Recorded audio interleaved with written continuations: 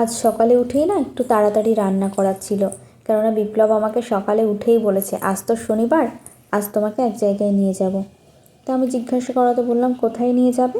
তখন বলল যে আজ শনিবারের দিন এখানে পাশেই একটা বড় হাট হয়, সেখানে সব ধরনের সব কিছু পাওয়া যায়, সেখানটায় যাব। আমাদের বেরোনোর কথা ছিল দুপুরে খাওয়া দাওয়ার পরে ওই 2টো নাগাদ। তো সকালের খাওয়া দাওয়া শেষ করে আমরা না তখন একটু ভীষণ ঠান্ডা লাগছিল, তাই বললাম চলো তাহলে পার্কটাতে তো একটু রোদ্দুর পড়ে, তাহলে পার্কে গিয়ে কিছুক্ষণ বসে আসি। এখানে মোটামুটি যখন গরম পড়া শুরু হয় মানে ওই জুন জুলাই মাস থেকে, তখন না এখানে অনেক পাখি দেখা যায় পুরো শীতের আগে পর্যন্ত। তো এই দেখো আমাদের একদম কোয়ার্টারের পাশে এটা হচ্ছে কুলিক নদী, আর এর পাশেই হচ্ছে কুলিক পাখিরালয়, যেখানে ওই পাখিগুলো এই গরমের টাইমটাতেই থাকে। আর এটা হচ্ছে এশিয়ার দ্বিতীয় বৃহত্তম পাখিরালয়।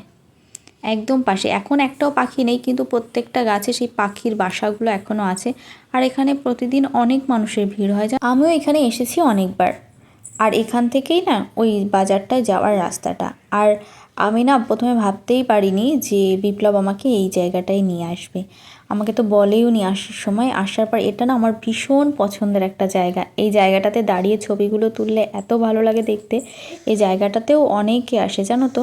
তা আমরা এসেছিলাম তখন প্রায় বিকাল 4টে বাজে, ঠিক সেই সময়টাই।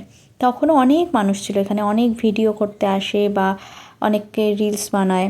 তো এই জায়গাটা ভীষণ একটা ফেমাস মতো, আমার তো ভীষণ লাগে। পুরো হাইওয়ের ওপরে এই একদম এই ব্রিজটা বানানো, এটা নতুনই হয়েছে। এখান থেকে ঘুরে আমরা কয়েকটা ছবি তোলার পরই তারপর এখান থেকে বেরিয়ে গিয়েছিলাম সেই বাজারটাতে। আর এখানে আসা মানেই সেই তো কৃষ্ণাবের পেছনে ছুটাছুটি, ওর পেছনে দৌড়াতে দৌড়াতেই কীভাবে যে সময়টা কেটে গেছে। তো এইটা সেই হাট, এটাও আর ঘুরে দেখানো হলো না। এখানে বিভিন্ন রকমের সবজি, তারপরে এখানে না ওই দেশি যে চিকেন সেগুলো পাওয়া যায়। তো মেন আমাদের ওর জন্য এখানে আসা, কারণ এখানটাতে ওই দেশি চিকেনগুলো খুব ভালো পাওয়া যায়। আর কৃষ্ণাবের তো ভীষণ পছন্দ হয়েছিল, কিন্তু ওর এখন খুব খারাপ লাগছে, সেটাই ওর বাবার সাথে দুজনে মিলে কথা